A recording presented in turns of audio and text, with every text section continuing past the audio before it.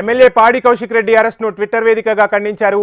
BRS party working president KTR అక్రమంగా arrest చేయడం అత్యంత దుర్మార్గమైన చర్య అన్నారు. పూటకో అక్రమ కేసు పెట్టడం, రోజుకో బీఆర్ఎస్ నేతను అన్యాయంగా అరెస్టు చేయడం రేవంత్ సర్కార్కు అలవాటుగా మారిందని కేటీఆర్ ధ్వజమెత్తారు. పార్టీ ఫిరాయించిన ఎమ్మెల్యేను వెనకేసుకొచ్చి పాడి కౌశిక్ రెడ్డిని ఏకపక్షంగా అరెస్టు చేయడం పూర్తిగా అప్రజాస్వామికమన్నారు మాజీ మంత్రి కేటీఆర్. హుజూరాబాద్ నియోజకవర్గంలో రైతు రుణమాఫీని ఎగ్గొట్టి దళిత బంధుకు పాతరేసిన కాంగ్రెస్ సర్కార్ను ప్రశ్నిస్తే సమాధానం చెప్పలేకే ముఖ్యమంత్రి అణిచివేత చర్యలకు దిగుతున్నారన్నారు. కౌశిక్ రెడ్డిని వెంటనే బేషరతుగా విడుదల చేయాలని డిమాండ్ చేస్తున్నామన్నారు మాజీ మంత్రి కేటీఆర్.